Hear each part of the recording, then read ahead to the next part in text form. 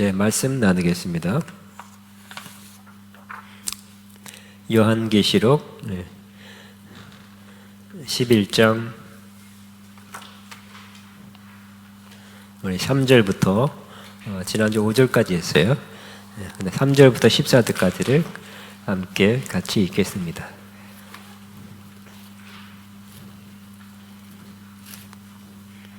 같이 시작. 내가 나의 두 증인에게 권세를 주리니 그들이 굵은 베옷을 입고 1260일을 예언하리라. 그들은 이 땅의 주 앞에 서 있는 두 감람나무와 두 촛대니 만일 누구든지 그들을 해하고자 하면 그들의 입에서 불이 나와서 그들의 원수를 삼켜버릴 것이요 누구든지 그들을 해하고자 하면 반드시 그와 같이 죽임을 당하리라. 그들이 권능을 가지고 하늘을 닫아 그 예언을 하는 동안 비가 오지 못하게 하고 또 권능을 가지고 물을 피로 변하게 하여 아무 때든지 원하는 대로 여러 가지 재앙으로 땅을 치리로다. 그들이 그 증언을 마칠 때에 무정행으로부터 올라오는 짐승이 그들과 함께 전쟁을 일으켜 그들을 이기고 그들을 죽일 터인즉 그들의 시체가 큰 성 길에 있으리니 그들은 영적으로 하면 소돔이라고도 하고 애굽이라고도 하니 곧 그들의 주께서 십자가에 못 박히신 곳이라. 백성들과 족속과 방언과 나라 중에서 사람들이 그 시체를 사흘 반 동안에 돈을 보며 무덤에 장사하지 못하게 하리로다. 이 두 선자가 땅에 사는 자들을 괴롭게 한 거로 땅에 사는 자들이 그들의 죽음을 즐거워하고 기뻐하며 서로 예물을 보내리라 하더라. 3일 반 후에 하나님께로부터 생기가 그들 속에 들어가매 그들의 발로 일어서니 구경하는 자들이 크게 두려워하는더라. 하늘로부터 큰 음성이 있어 이리로 올라오라 함을 그들이 듣고 구름을 타고 하늘로 올라가니 그들의 원수들도 구경하더라. 그때 큰 지진이 나서 성 10분의 1이 무너지고 지진에 죽은 사람이 7천이라. 그 남은 자들의 두려워하여 영광을 하나님의 하나님께 돌리더라. 둘째 화는 지나가지니 보라 셋째 화가 속히 이른도다. 자, 오늘은 두 증인의 죽음과 다시 살아남에 대해서 말씀 나눕니다. 우리 3절부터 5절 첫 페이지는 지난주에 했던 말씀을 조금 약간 요약해서 다시 한번 보는 게 나을 것 같아서 같이 써놨습니다.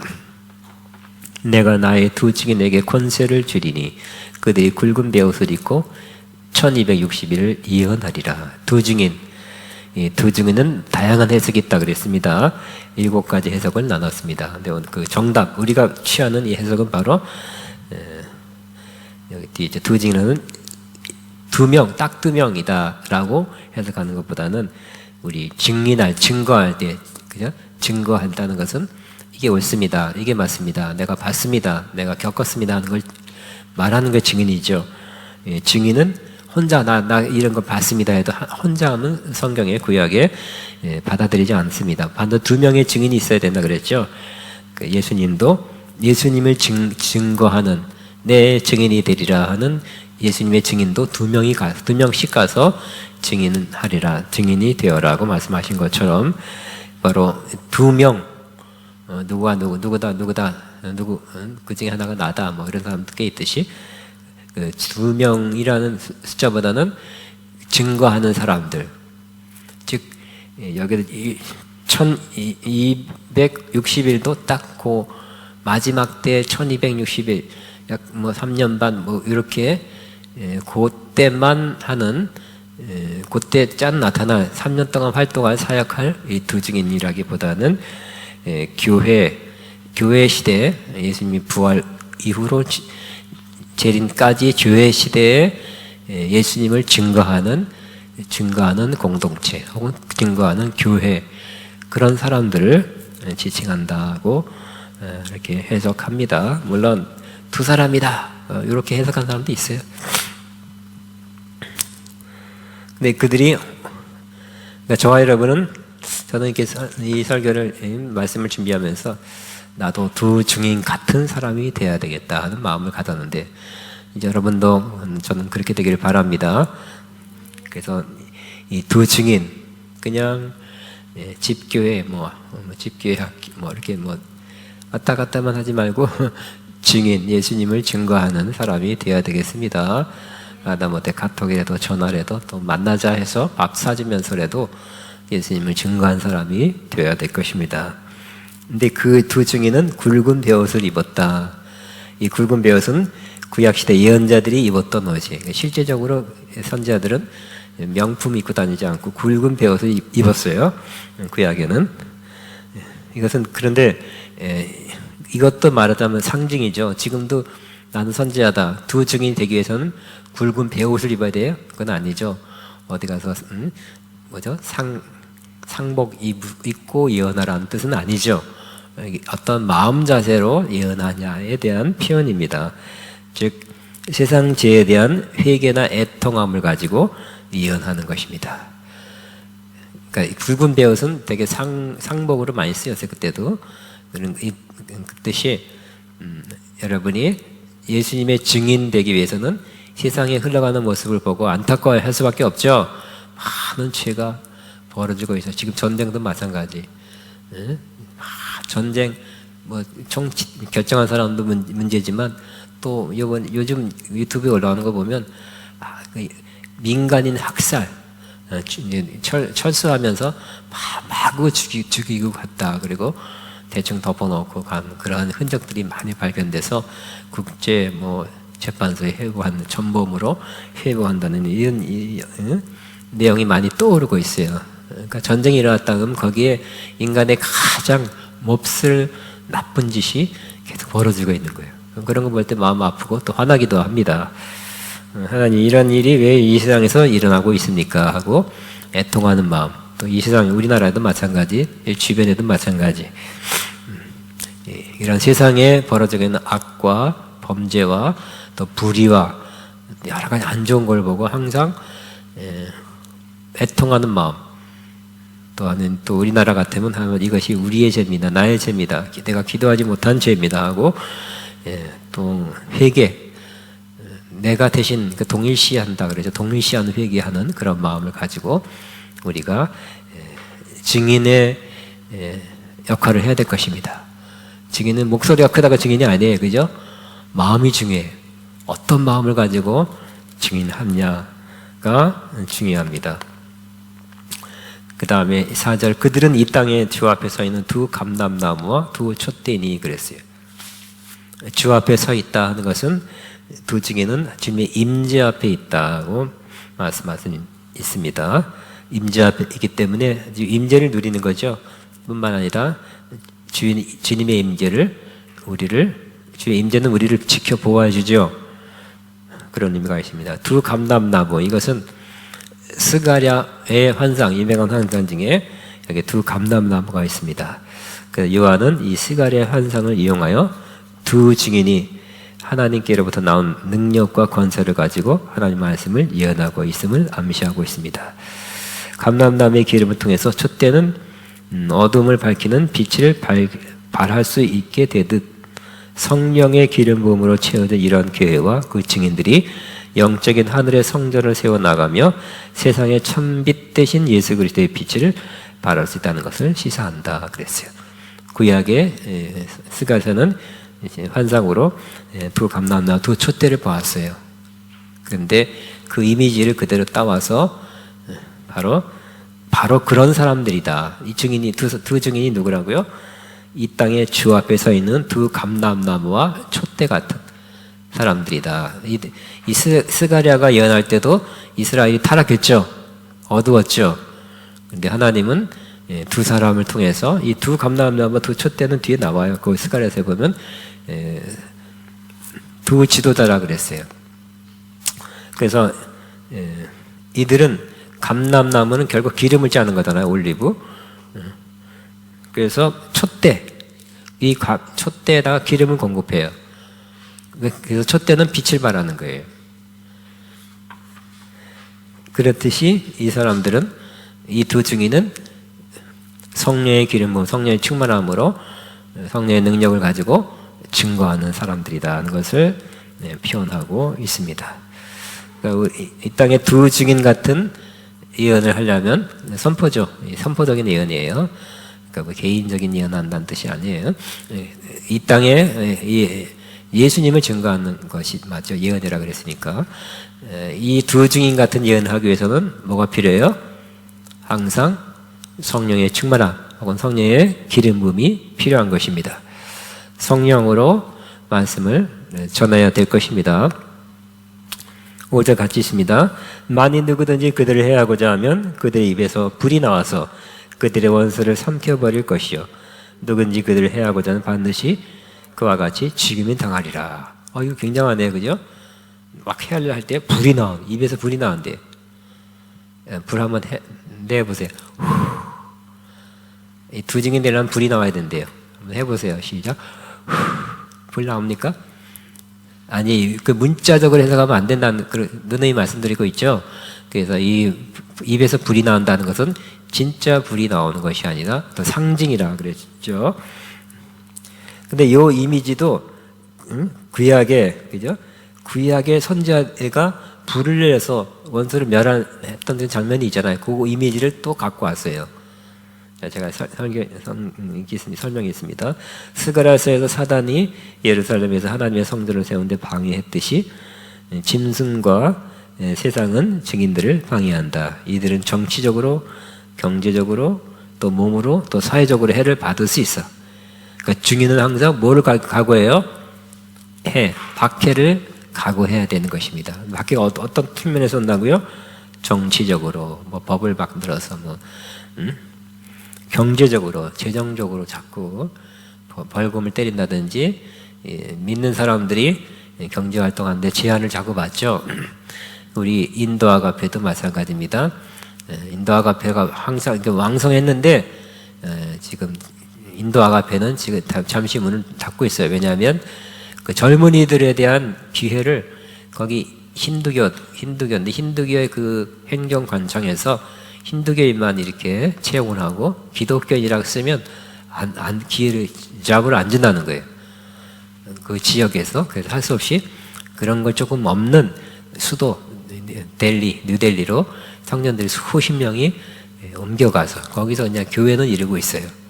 신학교가 운영되지는 않아요. 제가 2번 갔던 거 그랬습니다. 그런 식으로 이 회교권에서 종교 이렇게 쓴 란이 있어요. 기독교 썼다가는 여러 가지 기회가 박탈돼요.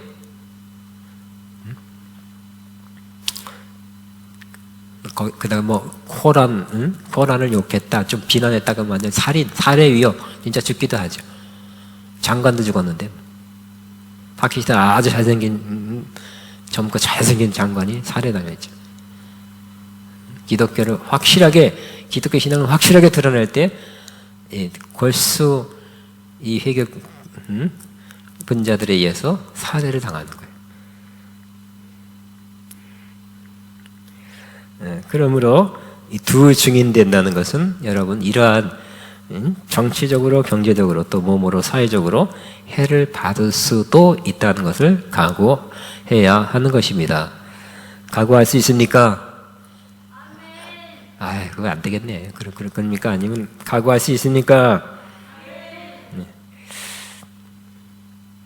근데 그러나 두 증인의 영혼을 해할 수 없다. 왜냐하면 이들이 거하고 있는 보이지 않는 성소에 의해 보호받고 있기 때문에. 우리 1절 2절에 그랬죠? 측량하라 그랬어요. 측량은 뭐예요? 여기 성경에서 측량은 바로 측량해서 지켜 보호해 주려고 하는 측량이었다 그랬죠, 지난 시간에. 그래서 여기 성전 내부는 다 측량했는데 성전 바깥마당은 측량하지 마라 그랬어요. 2절에 그냥 두라. 이것은 이방인에게 주었으니 그들이 거룩한 성을 42달 동안 짓밟으리라 그랬어요. 이 말씀에 의해서 우리 믿는 자도 육체적으로, 외적으로는, 정치적으로, 사회적으로는 이렇게 이방인에 의해서 짓밟는 듯한 고통, 고난을 받을 수 있다는 것을 말씀하고 있습니다. 자, 이들은 고통을 받을 수도 있고 심지어 죽을 수도 있다. 그러나 그러나 그들은 성공적으로 영적인 사명을 감당할 수 있다. 왜냐하면 그들은 측량을 받았고 임무를 부여받았기 때문이다. 그러니까 여러분이 측량 받았다. 그러니까 여러분은 성령의 인치심 받은 거죠. 성령의 인치심 받으면 여러분 육체적으로 고난 받죠. 그 중에 아주 일부는 순교당할 거예요.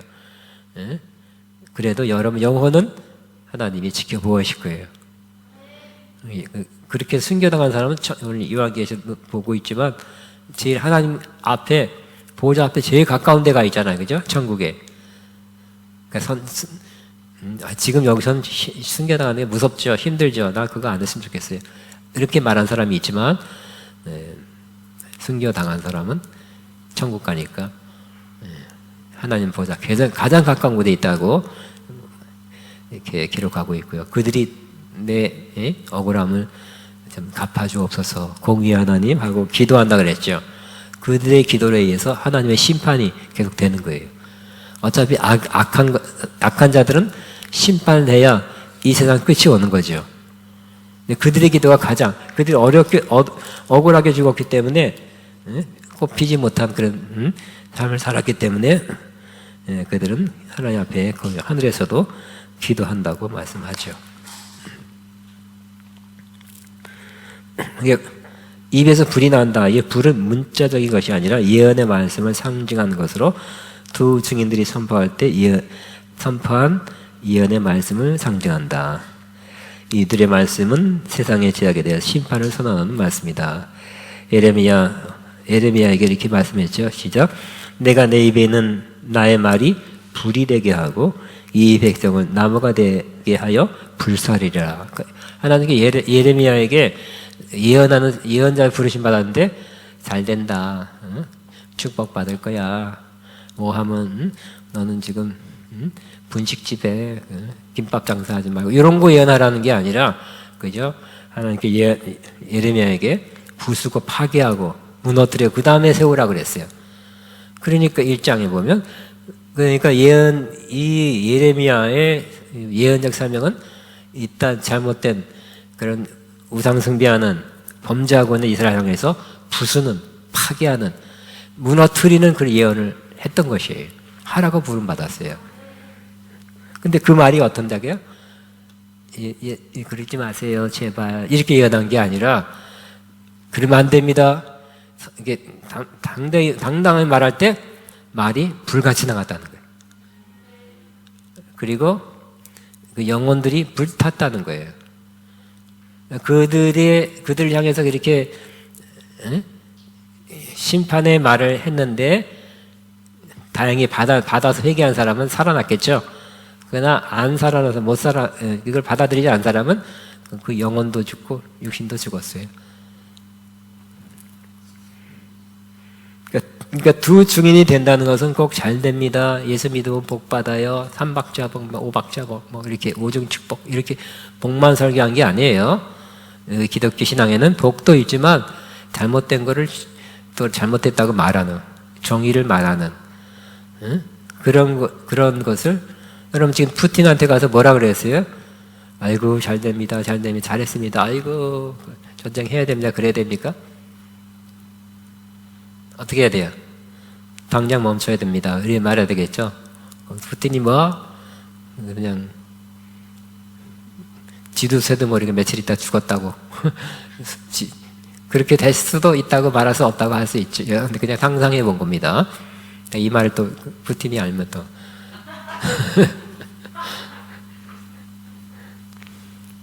누가 가서 하겠어요? 야당 지도자들 또 언론들 반대하는 그런 언론이나 야당 지도자들이 지도자도 모르게 죽는데요. 그러니까 이번에도 전쟁 지지가 80% 뭐고 푸틴이 이번에 지지율이 확 올라갔어요. 왜 그럴까요? 부정적인 것은 다 안 나오게 만드는 거예요. SNS 다 차단시키고 이거는 정당하다, 옳다 이렇게 또 퍼뜨리니까 이해 안 되죠? 다른 나라에서는 막 부글부글 하는데 그 나라에서만 그래요 지금.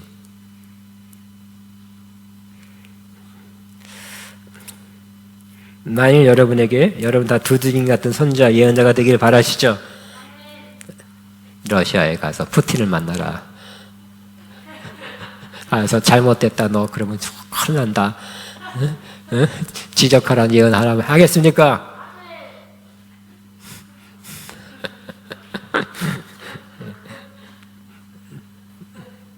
두 증인의 예언은 꼭 좋은 말, 듣기 좋은 말 하는 건 아니었다는 거 구약에도 그랬습니다.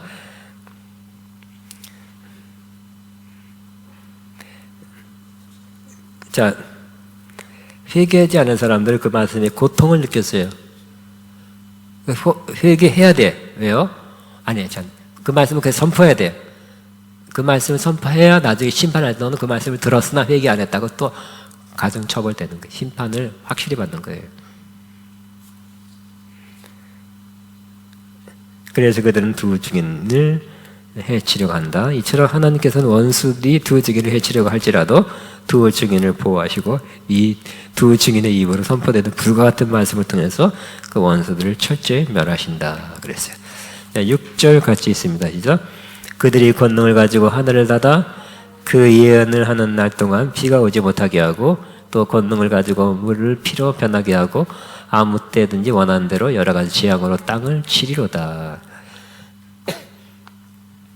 비가 오지 못하게 한다 그랬죠? 많이 어디서 봤죠?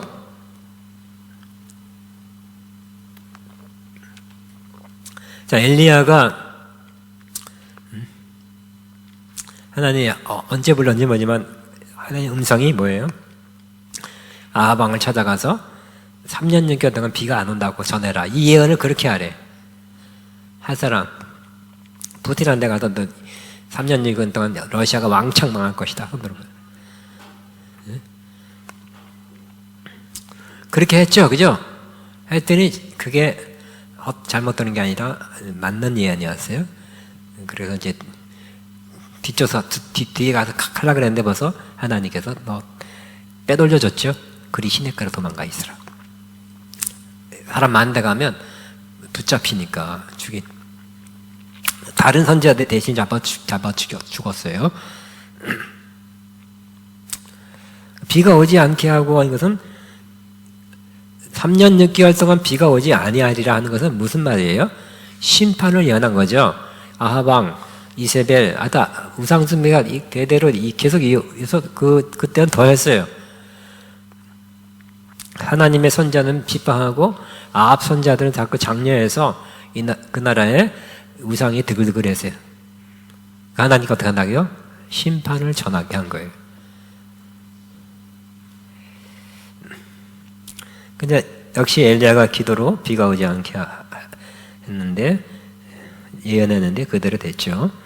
또 권능을 가지고 물을 변하여 피가 되게 하고 이거 어디서 봤죠? 출애굽 때 일어났던 일이죠. 재앙으로 쳤죠. 그래서 이런 일이 두 증인 통해서 하신다는 건데 이것은 문자적으로 구약에는 문자적이었어요. 그러나 신약에서는 지금 요한계시록은 문자적으로 일어난 일이 아니라 영적으로 일어난 일입니다. 문자적으로 이들은 모세와 엘리야라기보다는 모세와 엘리야의 심정을 소유한 그리스도의 몸된 교회나 증인된 그리스도 전체를 가리킨다 그랬어요. 자, 우리 누가복음 같이 시작. 내가 참으로 너에게 이르노니 엘리야 시대에 하늘이 3년 6개월 동안 닫히어 온 땅에 큰 흉년이 들었을 때 이스라엘 많은 과부가 있었을 때 엘리야가 그중 한 사람에게도 보내심을 받지 않고 오직 시돈 땅에 있는 사랍다의 한 과부에게 뿐이었으며 그랬어요. 그러니까 두 증인은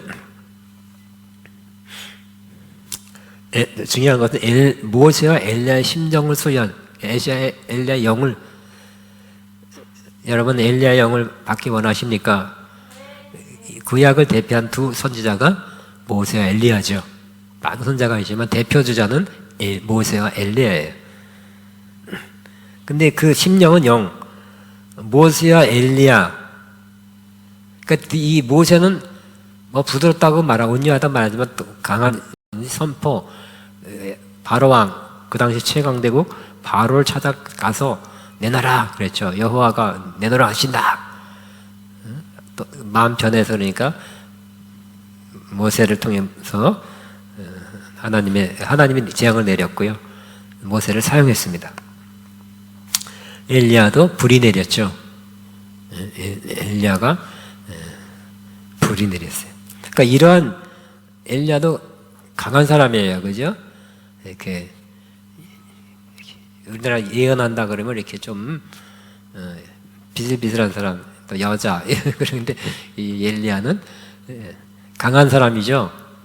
여러분 갈멜산 성지순례 가면 거기 엘리야의 동상이 있는데, 내가 한번 걸러볼 때 그랬어요. 동상에 가니까 하여튼 엘리야가 칼을 들고 있어. 이렇게 기억자된 칼. 그 바알 선지자들을 직접 죽였잖아, 막 칼. 나는 그런 거 못하겠어. 야, 이 바알 선지자들아. 근데 강하죠? 강했어요. 어쨌든 모세와 엘리야는 탁월한 하나님의 음성을 듣고, 모세가 얼마나 탁월합니까? 성막을 지어라 했을 때 막 구체적으로 다 얘기한 걸 다 구체적으로 듣고 그대로 실행했잖아요. 그죠? 정말 얼굴과 얼굴 마주보면서 늘 하나님과 대화했다 그랬잖아요. 그런 예언적인 면도 탁월하지만 또 강한 심령이 있었어요. 200만을 이끌어갈 만한. 엘리야도 그 엘리야의 예언적인 능력이 대단하지만 또 강한, 그 영이 강한 면이 있어요. 두 증인도 예언적인 그러한 능력도 탁월하지만 강하고 담대함, 하나님의 하라는 어떤 것도 할 수 있는 강하고 담대한 심령을 가졌다는 것을 생각하게 됩니다. 즉, 이 두 증인은 모세와 엘리야라기보다는 모세와 엘리야의 심령을 소유한 그리스도의 몸된 교회나 증인된 그리스도 전체라고 말할 수 있습니다. 자, 여기 얼마 동안 3년 6개월 여기 앞에 나왔는데, 자, 이건 일단 통과하겠습니다. 여기는 몇 절에 있어요?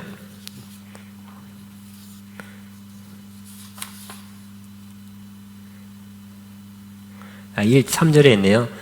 그들이 굵은 베옷을 입고 1260일. 그럼 요 기간만 예언하냐? 그게 아니죠. 이것도 상징이에요. 문자적으로 그 날수만 딱 채워서 예언하는 것이 아니라 그리스도의 초림 때부터 재림 때까지 기간이에요. 그러니까 이 두 증인은 어떤 특별한 특정된 두 사람이 아니라 이러한 심령을 가지고 예수님을 증거하는, 담대히 증거하는 그러한 사람들이라고 그랬죠. 그런데 그들이 예언하는 그 날수가 1203절에 1260일, 3년 반이 아니라 이것도 상징이라 그랬어요. 예수님의 초림부터 재림 때까지 기간입니다. 자, 그 다음에 두 증인의 죽음. 그들이 그 증언을 마칠, 시작. 그들이 그 증언을 마칠 때 무적행으로 올라오는 짐승이 그들과 더불어 전쟁을 일으켜 그들을 이기고 그들을 죽이던지. 위기를 당하죠. 무적행에서 올라오는 짐승이 그들과 더불어 전쟁을 일으켜 그들을 이기고 두 증인을 죽여버린대요. 이 짐승은 13장 17장의 짐승이다. 다니엘서에는 마지막 네 번째 짐승은 10뿔을 가졌으며 그 중에서 더 큰 뿔 하나가 자라 하나님의 백성을 대적하고 세상에 환난을 초래합니다. 다니엘서 7장 1절부터 25절에 나와 있습니다. 이러한 짐승은 이스라엘 백성들로 하여금 하나님을 섬기지 못하게 하였던 기원전 2세기경 예루살렘을 정복하여 성전을 더럽힌 안티오쿠스 에피파네스를 지칭하였으나 이 사람도 그런 사람 중에 하나예요. 이스라엘 정복, 예루살렘 정복해서 일부러 하나님의 거룩한 성전에 그 이스라엘이 싫어하고 구약에 나와 있는 돼지 피를 막 뿌리고 거기다 제단에 올려놨죠. 일부러 그런 거예요. 모욕하려고. 이 안티오쿠스 에피파네스도 지칭하지만 궁극적으로는 하나님을 대적하는 종말론적인 존재임을 시사한다 그랬어요. 하나님을 대적한 사람들이 많죠. 우리나라도 뭐 수년 전에 적그리스도가 50명이라 그랬는데, 이런 구석에서 예수님 막 쌍욕하고 막 하나님 뭐 어쩌고 막 이렇게 이런 사람이 힘은 없지만 나중에 세상 권력자가 적그리스도 돼서 법으로 통치로 권세를 가지고 이렇게 믿는 자들을 핍박하면 정말 그것은 큰 어려움이에요. 근데 이 존재가 어디서 왔다게? 무정행에서 올라왔어요. 즉 근원이 사단이라는 것이죠. 이 무정에서 올라온 짐승의 역사가 공개적으로 나타납니다. 곧 이 세상의 적대적인 세상 권세들이 박해의 활동을 공개적으로 시작합니다. 우리도 조금 느꼈죠. 이번에 코로나 법을 자꾸 만들어서 뭐 헌법에서 아무리 여러분 헌법에서 종교의 자유가 있다 그래도 하위법을 만들어서 거기서 뭐 감염법이라든지 하여튼 여러 가지 또 지방 또 이렇게 지방자치단체에다 뭐 일임했다 그러면 그 뭐 서울시장 하다못해 경기도지사 뭐 무슨 이 그 지방자치단체에서 결정하도록 하는 거예요. 임의로. 그러니까 헌법에 나와 있는 뭐 종교의 자유, 뭐 집회의 자유도 밑에 하위법으로 만들어서 그걸 제한해 버리면 꼼짝 못하게 돼 있는 거예요. 세상 권력들이 또 국회에서 통과시키고 헌법은 국민투표로 해서 제정되지만 법률은 국회에서 막 자꾸 막 만들어내잖아요, 그죠? 뿐만 아니라 지방단체 조례 이런 거 만들어서 자꾸 뭐 하지 말라, 뭐 이케라, 뭐 자꾸 그런다니까요. 그래서 국회에서 만들어지는 법이 기독교인들에게 기독교 신앙을 지키는데 도움이 되는 것보다 안 도움이 되는 것들이 많잖아요. 하다못해 차별금지법이라든지 이런 것들을 기독교인들은 달려들어서 반대해서 여기까지 자꾸 밀어봤지만 언젠가 통과되면 그죠? 굉장한 자유가 없어지죠. 우리는 지금 그랬지만 어린이 세대에 지금 그런 차별금지법이라든지 이미 많이 교육되고 있잖아요. 그런 교육에 대해서 그런 거 공부한 사람들이 그 지필진이 되고 교과서 쓰는 사람이 돼가지고 이상한 동성연애에 찬석하고. 아니 그들 심플해요. 미국도 그래요. 네가 성을 할머니가 엄마가 너는 네가 남자라 생각하니 여자라 생각하니 그렇게 물어본다니까. 그러면 여자다. 난 남자라고 생각해요. 그럼 너 남자고 남자다 그렇게 되는 거예요. 왜 그럴까요? 나는 여자이지만 영혼은 남자라고 믿는 거예요. 여자의 몸을 뒤집어 쓴 남자래. 그래서 여자가 또 남자가 나는 여자예요 하면서 여자라고 써. 그래가지고 운동도 여자 경기에 태서 막 권투대. 근데 막 그냥 이렇게 해가지고 남자의 힘을 가지고 운동 경기 하잖아요. 웃기죠? 네가 남자라고 그러니까 성별을 결정하는 것을 자기가 한대. 그런 데가 있어요. 할머니가 너 남자라 생각하니 여자라 생각하니? 나는 여자가 남자라 생각해요. 남자가 나는 몸은 남자지만 실제는 마음은 다 여자예요. 그러니까 그런 여자로 선택해요. 말이 되겠습니까? 안 돼요? 법으로 통과시키면 돼요. LA도 근데 언젠가는 될 것 같아요. 그죠? 하도 그냥 뭘 껴서 모르게 싹 껴서 이렇게 통과시키려니까. 하여튼 몇 달 전인가 1년 전에도 그죠? LA에서 한국 사람들이 사는 건 꼭 그 사우나가 있잖아요. 사우나에서 남자가 여탕에 들어갔죠. 왜?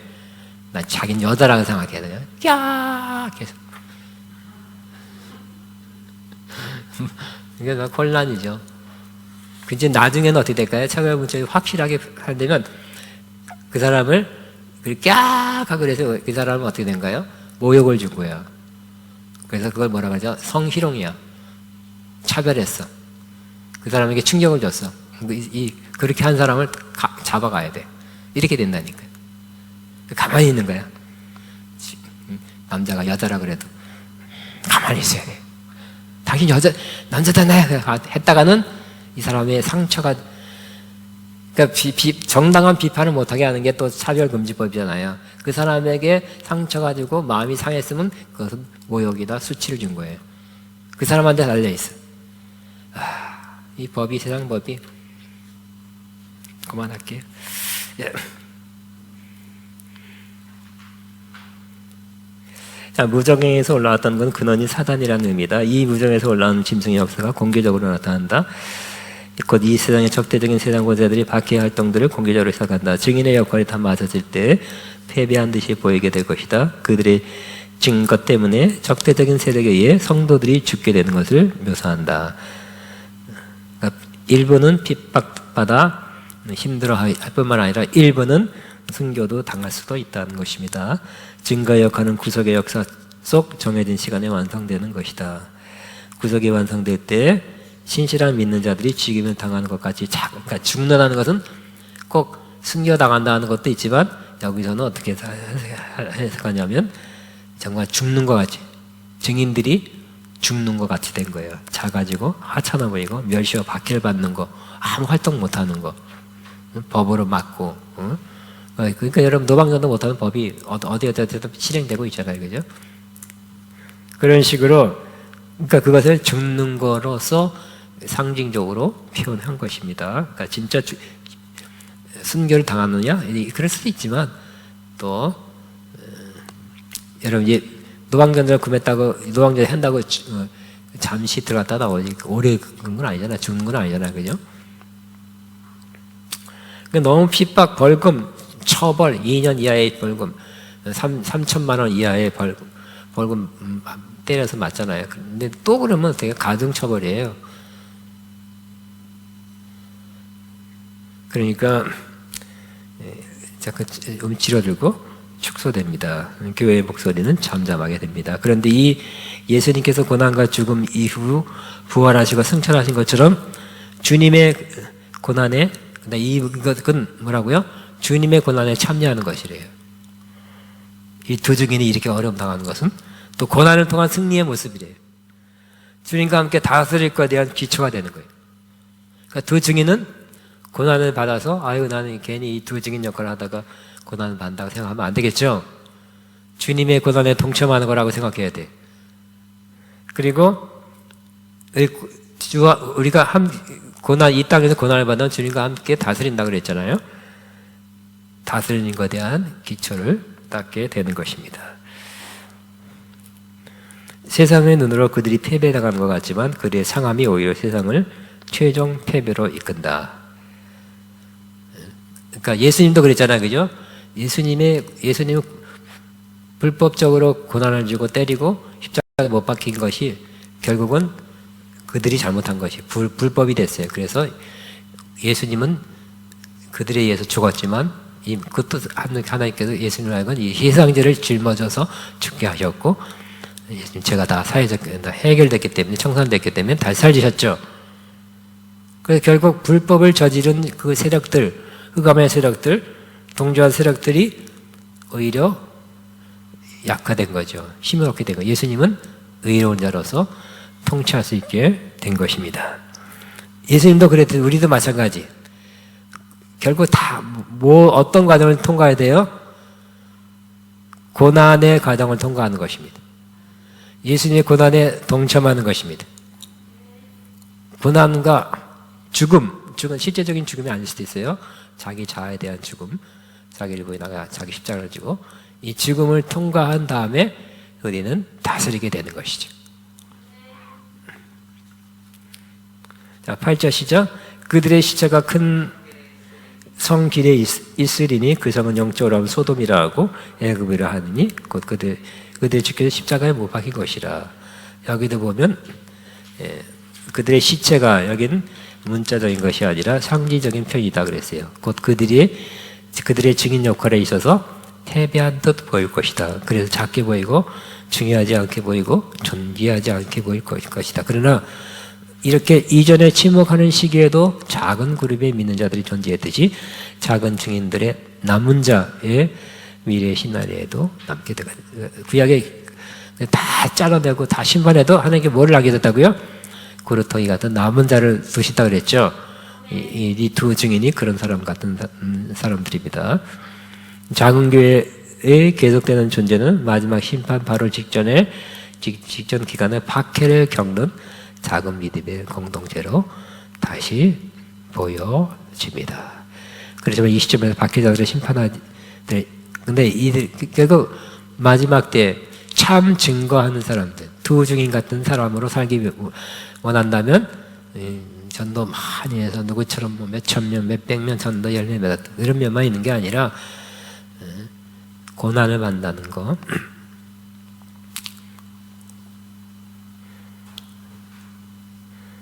근데 이 고난이 그들이 고난 때문에 고난 가운데 예수님을 증거하죠. 이것 때문에 그 핍박하는 반대하는 이 죄인들을 오히려 심판하는 근거가 더욱 되는 것입니다.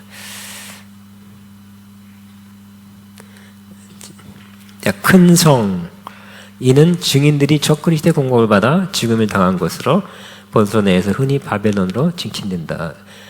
여기서 요한은 성이란 말을 상징적으로 사용했다. 이는 문자적인 예루살렘 이상의 의미다. 이는 시공간을 초월해서 하나님을 대적하고 그의 백성을 핍박하는 사단이나 음녀의 어미들이 있는 세상. 여기 6절에 보면 8절에 시체가 막 큰 성 위에 있다는 거예요. 그러니까 문자적인 성에 막 들어 누워 있는 게 아니라는 거예요. 어떤 성이에요? 예루살렘 성이에요? 근데 그 성은 영적으로는 소돔성? 또 애굽이라고 하는. 그러니까 이것도 소돔성, 애굽성은 존재하지 않잖아요, 그죠? 그 시대가 지나가서 수천 년 전 일이잖아요. 그러니까 이건 상징이었다는 것이에요.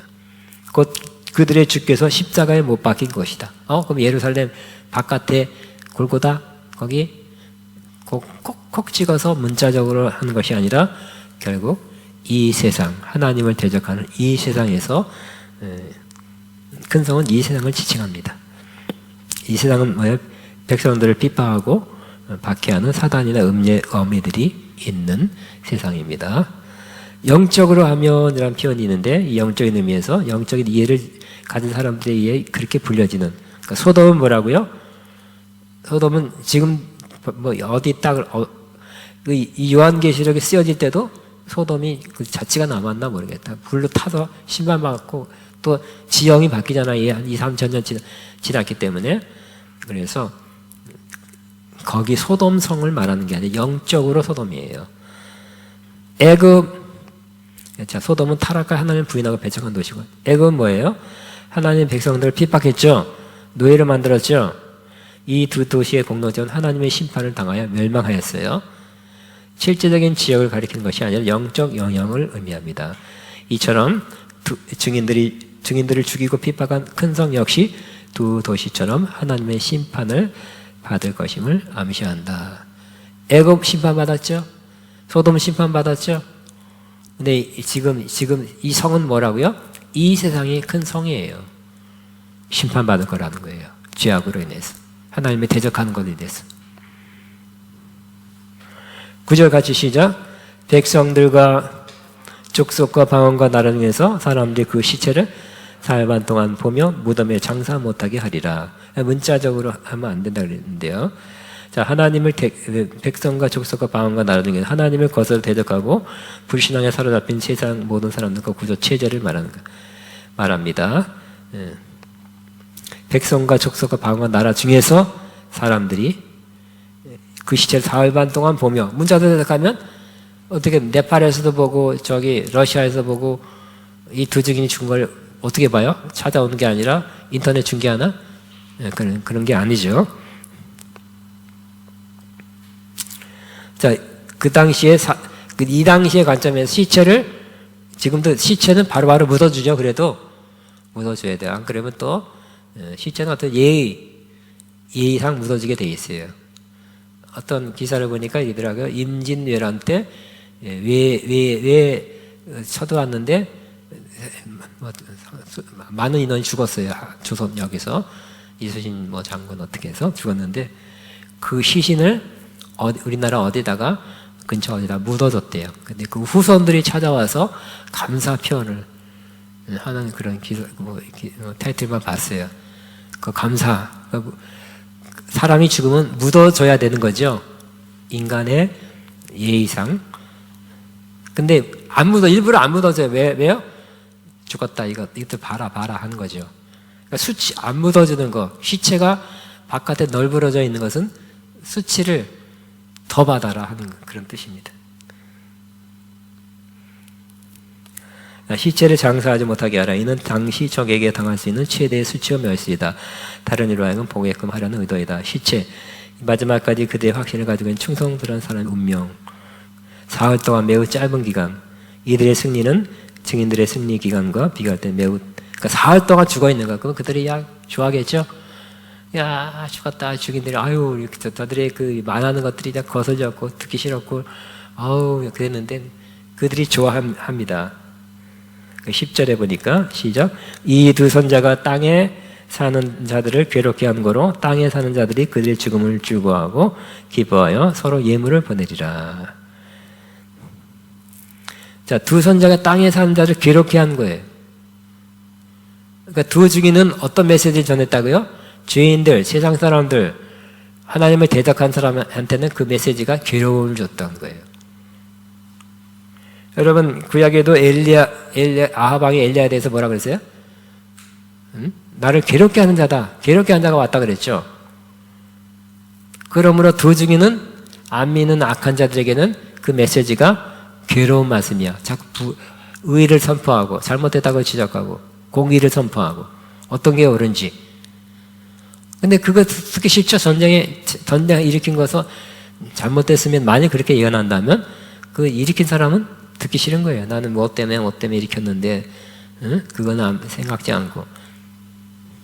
근데 예를 들어서 선지자는 여러 가지 뉴스를 보고 판단하니까 전쟁 일으킨 게 잘못이다 하는 게 아니라 하나님이 뭐라고 말씀한가를 받아 전하는 거죠. 우리는 뉴스만 봐서 뉴스는 다 편파예요. 편파. 보수적인 것도 편파. 그리고 우리 트럼프 대통령 그때도 얼마나 많은 가짜 뉴스가 많았어요. 트럼프 대통령이 뭐 복귀한다, 뭐 3월에 얼마나 많은 걸 봤는데 다 틀렸어. 땡. 보수적인 것만 봐도 안 돼요. 코로나 감염도 보수적인 것만 보면 안 돼요. 양쪽 다 들어야 돼요. 또 제일 중요한 것은 양쪽 참고하면서 뭐 감염에 대해서 하나님께 기도할 필요는 없는 거예요. 어쨌든 하시면 하세요. 근데 이런 거 중요한 거는 하나님의 선자는 하나님의 메시지를 들어야 돼요.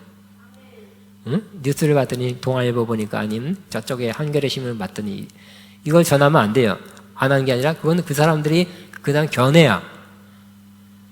여러분 내 뉴스 안 보는데 한 20년, 30년 동안 안 보는 이유가 어느 날 보니까 아나운서가 자기 어떤 견해와 감동을 토를 하더라고 자꾸. 저렇게 보지 않아도 되는데 저렇게 보는 게 나 별로 동의 안 하는데 뭔가 토를 달아. 감정을 자기 마음을 이렇게 섞어서 하더라고요. 그래서 안 봐. 같이 하나도 뉴스 보면 머리 아픈데 이 세상에 다 어떤 MBC는 MBC 어떤 KBS의 그 보는 시각이 있어요. 그냥 사실만 전하지 않고 트럼프가 잘못했다. 예를 들어서 이렇게 전하더라고요. 그래서 어떤 사건을 어디에 갔습니다 하지 않고 이런 상황에서 그는 거기에 갔습니다. 이렇게 부정적으로 견해를 표현하더라고요. 그래서 세상에는 지금 편견, 편파로 가득 차 있는 것을 볼 수가 있습니다. 근데 선자는 어떤 사람이 되어야 돼요?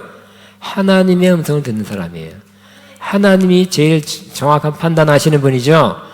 하나님의 음성을 듣고 그걸 그대로 전하는 사람이 선자예요. 그러면 여러분 자기 주장이 강한 사람 선자 못 됩니다. 왜요? 자기 생각이 있기 때문에, 견해가 있기 때문에. 그래서 편견과 주장과 견해가 강할수록 그거 깨져야 그 다음에 진짜 선지자가 되는 거예요. 왜냐면 그게 올라오니까 딱 판단해버리니까 난 잘 모르겠습니다. 판단 안 하겠습니다. 주여 말씀하옵소서. 그래야 되겠죠? 자, 이 두 선자가 땅에 산 자를 괴롭게 한 거로 땅에 산 자들이 그들의 죽음을 일구하고 기뻐하서 예물을 보내자. 같은 너무 기뻐하는 거예요. 선자가 자기들을 괴롭게 했어요. 11절 시작. 3일 반 후에 하나님께로부터 생기가 그들 속에 들어가며 그들이 발로 일어서니 구경하는 자들이 크게 두려워하더라. 근데 갑자기 3일 반 후에, 3일 반 여기는 짧은 기간이에요. 하나님의 생기가 그렇게 들어가요. 다시 발로 일어섰어요. 그들이 두 증인이 일어나니까 구경하는 사람들이 다 놀랬죠. 자, 이 생기는 그 다음 페이지 하나님의 영을 말합니다. 다시 살아나게 되는 것입니다. 육적이라기보다는 영적인 살아남입니다. 에스겔서 36장 26, 27절에서 이스라엘의 살아남이 오늘날 교회의 살아남을 의미합니다. 그러니까 이 에스겔 환상 속에 37장 하나님이 대언하라 예언하라 했다. 예언하니까 생기가 들어가라 하니까 생기가 들어가 살아났죠. 환상 중에 이러한 일이에요. 환상 중에. 그런 것처럼 하나님께서 이 증인 같은 사람들에게 거의 증오 같은 활동 못하고 아무 힘이 없는 것 같은 이런 사람들에게 생기를 부어준다 그랬어요. 여러분 이 모습은 어떤 모습입니까? 교회가 마지막 때가 될수록 핍박받는 모습이죠. 박해를 받고 제한되고 규제 때문에 힘들어서 맨날 교회가 힘들어요. 거의 그냥 쓰러져 죽은 것 같이 어려운 상태가 된다는 걸 의미하죠.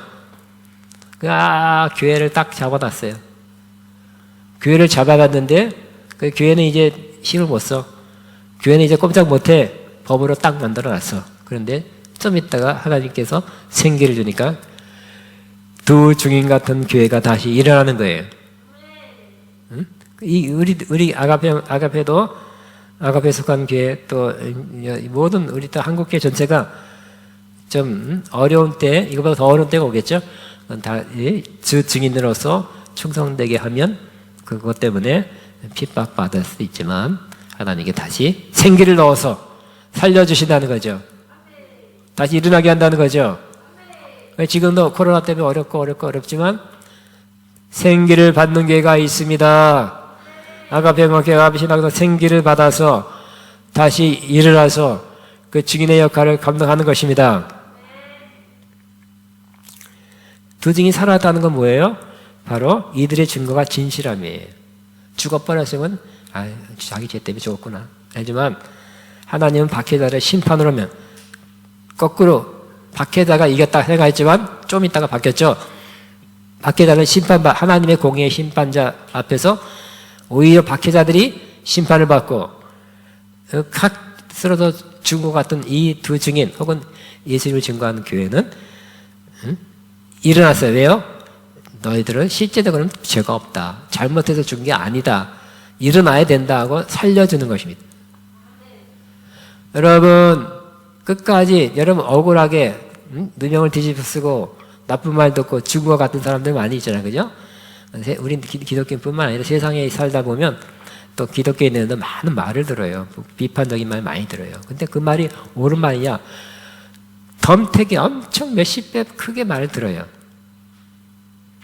지도자들은 다 그들더라고 보니까 지도자들은 여러분이 예를 들어서 신앙인은 신앙의 모습대로 살고 성경대로 살고 정치인대로 살고 그러면 모함, 꾸며낸 얘기, 거짓말, 과장 이런 걸 다 받더라고요.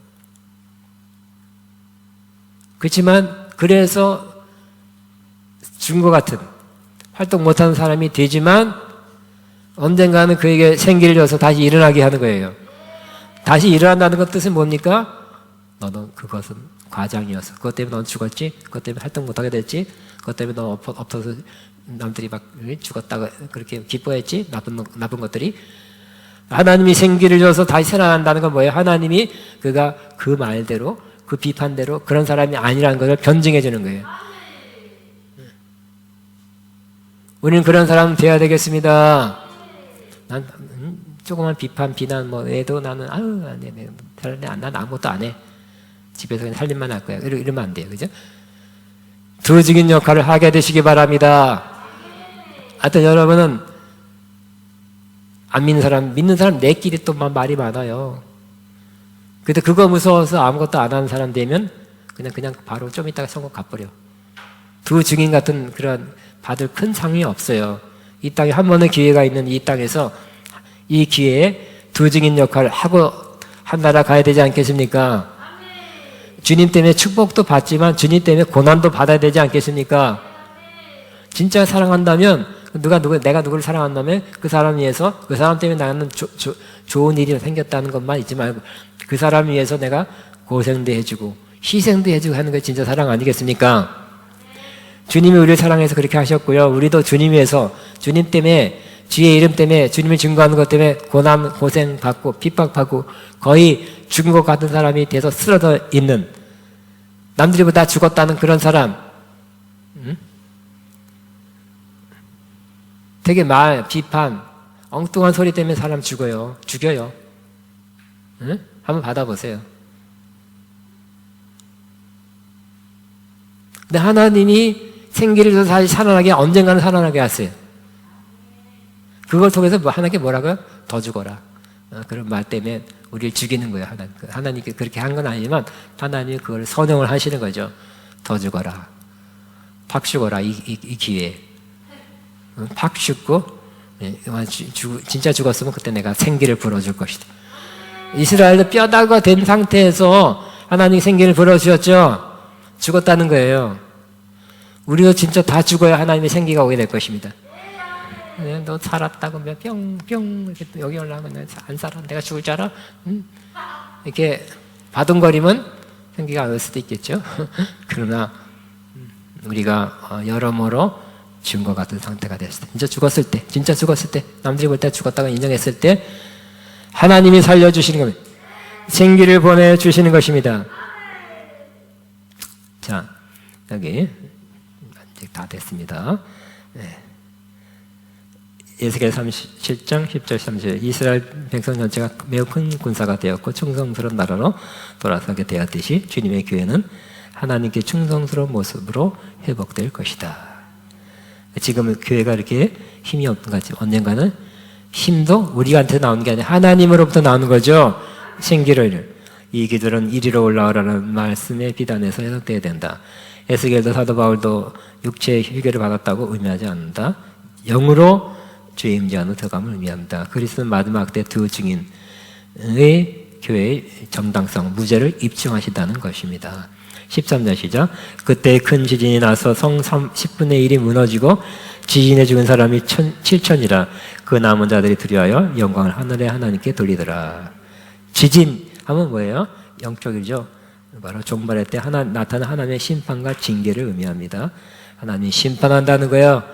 니네들이 두 증인 같은 교회들을 거의 죽였지? 하나님이 이제 심판한다. 잘못된 것에 대해서 심판한다. 7천, 딱 문자적으로 7천이 아니라 그 당시에 인구가 예루살렘 인구가 5만 5천에서 9만 5천이래요. 그 당시로서 많은 인원이죠. 근데 7천 명만 한다는 게 아니라 전 인류의 일부를, 세상의 인류의 일부를 심판한다는 것을 의미합니다. 그에 대한 심판은 나머지 사람들에게 두려움을 갖다 준다. 그래서 어떻게 해요? 남은 자들이 하나님의 심판이 많으니까 두려워해요. 영광을 하나님께 돌리되, 영광을 하나님께 돌렸다. 그들이 이것 심판 때문에 믿게 됐다는 뜻은 아니에요. 참 회개하는 모습은 아니며 하나님의 실존을 느끼며 두려운 마음을 가지게 되는 모습입니다. 또 의로운 심판을 행하시는 하나님께 영광을 돌리게 되는 것입니다. 느부갓네살 왕도 그죠? 내 형제가 풀무불에 갔다가도 살아나고 막 그러니까 하나님께 영광 돌렸잖아. 여호와 하나님. 그렇지만 그들이 계속 하나님께 여호와 하나님 믿고 바벨론 신을 버렸다는 건 아니에요. 그때 잠깐 하나님의 임재를 느꼈던 뿐이에요. 경외감을 느꼈을 뿐입니다. 자, 그만하겠습니다. 둘째 화는 지나갔으나 보라 셋째 화가 속히 일어나다.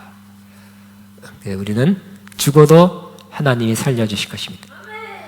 하나님의 생기가 우리를 살려줄 것입니다. 그러나 이런 어려움, 고난, 박해, 핍박은 언젠가는 오겠죠. 교회 전체가 와도 최후의 운명은 우리는 살아날 사람이고 더 최후의 운명은 우리는 천국에서 주님과 함께 이 고난, 고통, 핍박을 받은 사람만이 주님과 함께 다스리는 사람이 될 것입니다. 그런 거 없이 그냥 편안하게 복만 추구하다가 천국 간 사람은요 구원은 받겠지만 주님과 함께 다스리는 사람은 어때요? 아시겠습니까? 여러분 얼마나 인생 100년 남았으니까? 아니죠. 몇십 년 안 남았네요 보니까. 이때 우리는 마지막 생명을 주님을 위해서 고난도 각오하며 핍박도 각오하면서 꿋꿋이 주님의 두 증인 같은 증거들어 사시게 되기 바랍니다. 고난 받을수록 상급이 하나씩 느는 것 때문에 기뻐해야 되겠죠. 핍박이 왔나? 아이고 힘들어 내 것만 해가 아니라 핍박이 왔으면 이것 때문에 상급이 하나 더해진다. 아멘이니까 뭐 준비했어요 혹시? 응? 아까 그 노래 뭐라고 처음에 어떻게 시작해?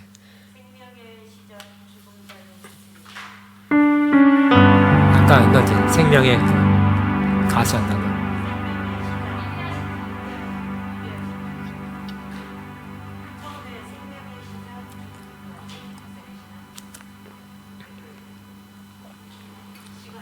네, 생명의 시작.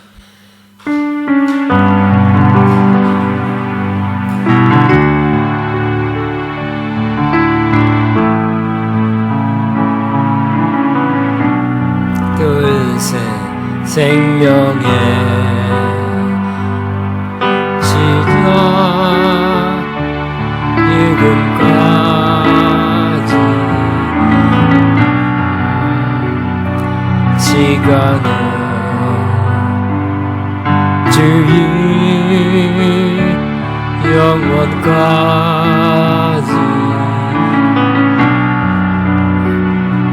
세상이 너도 영원토록 찬양받으시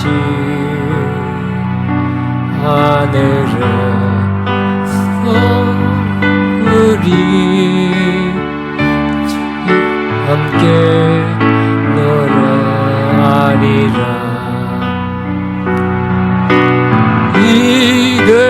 위대하신 주의 영광 온 땅 가득 넘치네. 그 빛난 영광 영원토록 밝게 빛나리. 생명의 시작 지금까지 다스리신 시간에 주의 영원까지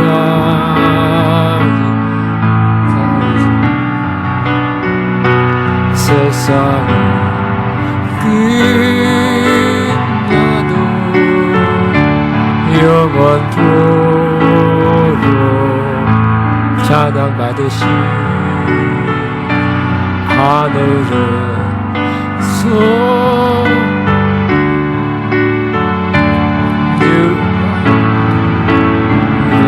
노래하리라.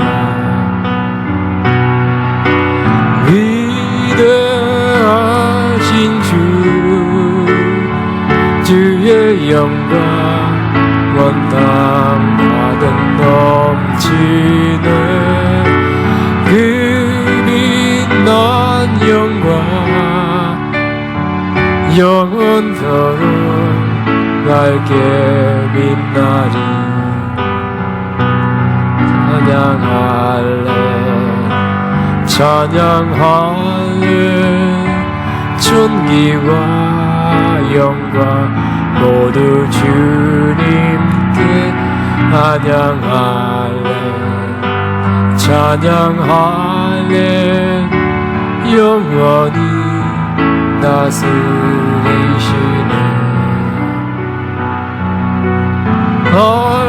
할렐루야 찬양할렐루야 높임을 받으시옵소서.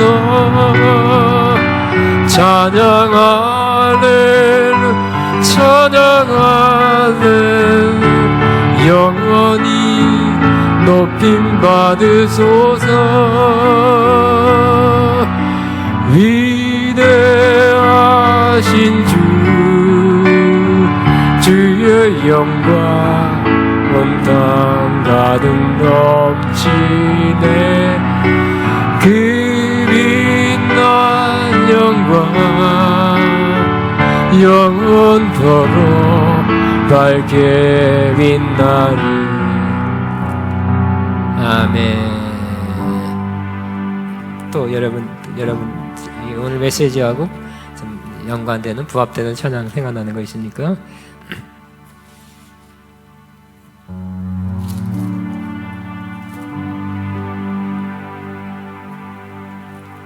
제가 신청곡입니다.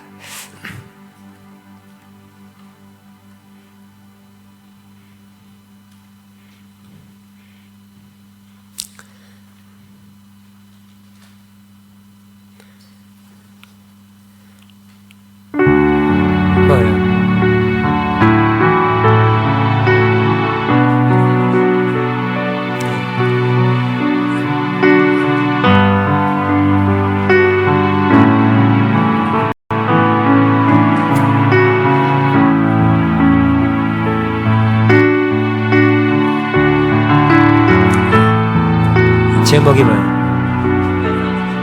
주께서 주신 동산에 주께서 주신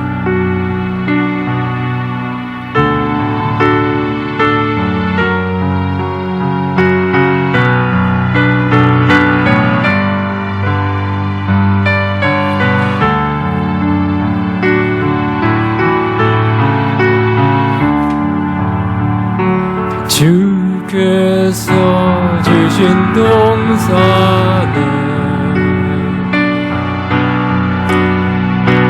땀 흘리며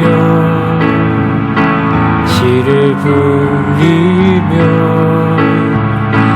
내 먼 삶을 드리리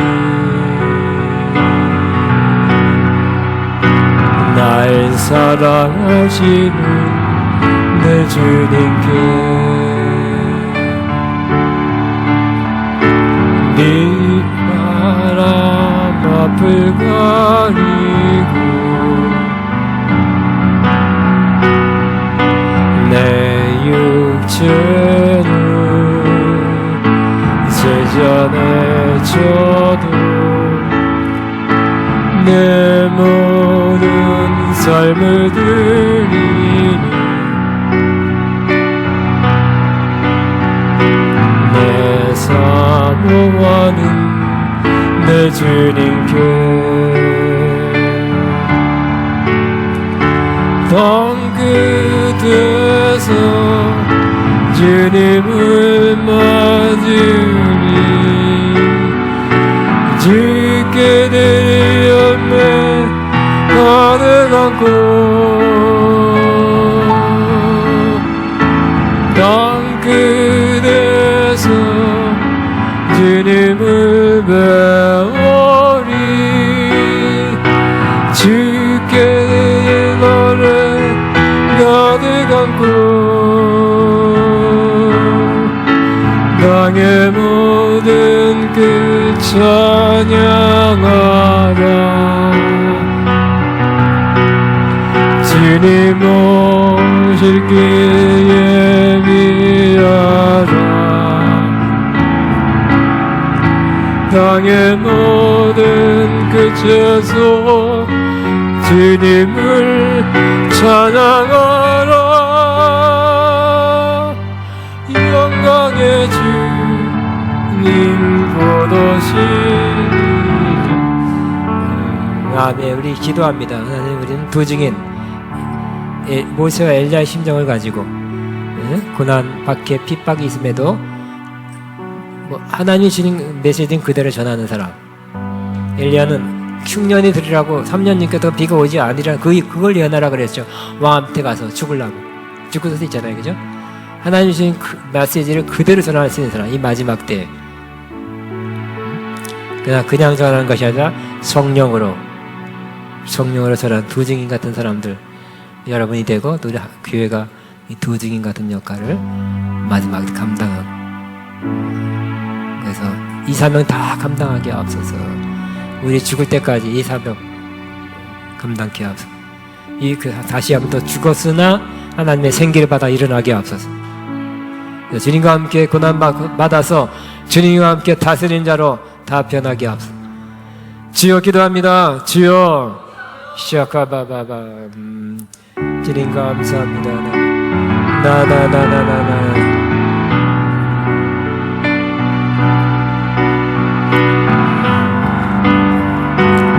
주여 마바바바바바바바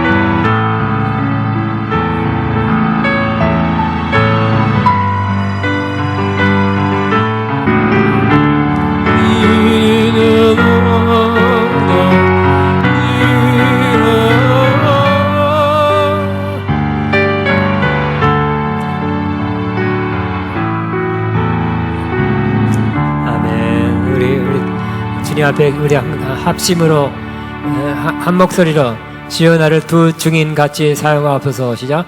주여 나를 두 증인 같이 사용하옵소서. 다시 한 번씩요. 주여 나를 두 증인 같이 사용하옵소서. 주여 나를 두 증인이 되게 하옵소서. 시작. 주여 나를 두 증인이 되게 하옵소서. 아니 잠깐.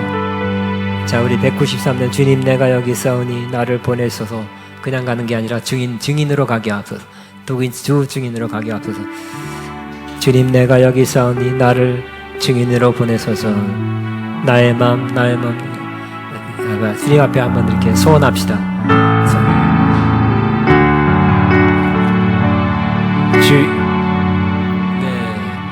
주님 내가 여기 있사오니 나를 보내소서. 나의 마음 지켜드리오니 주 받으옵소서.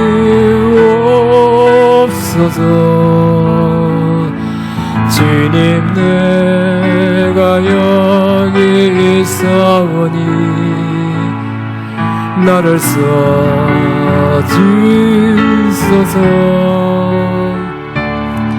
가진 것 모두 다 지켜드리오니 주 받으옵소서.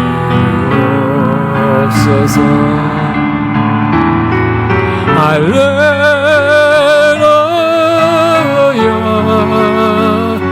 할렐루야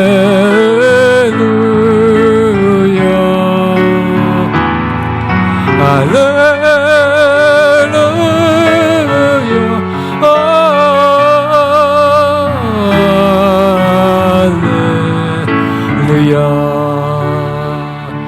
주님 내가 여기 있사오니 나를 보내소서. 나의 마음 지켜드리오니 주 받으옵소서. 주님 내가 여기 있사오니 나를 써주소서.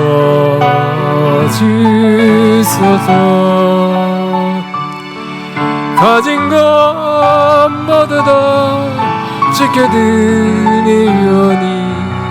주 받으옵소서.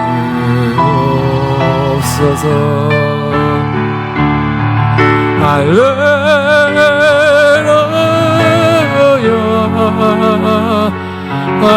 할렐루야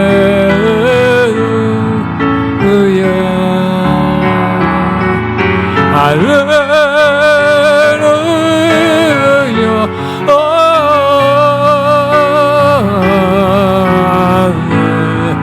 할렐루야. 나를 받으옵소서.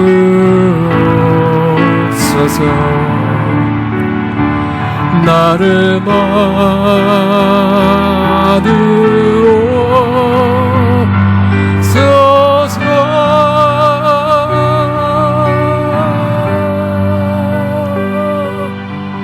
일어나시기 바랍니다.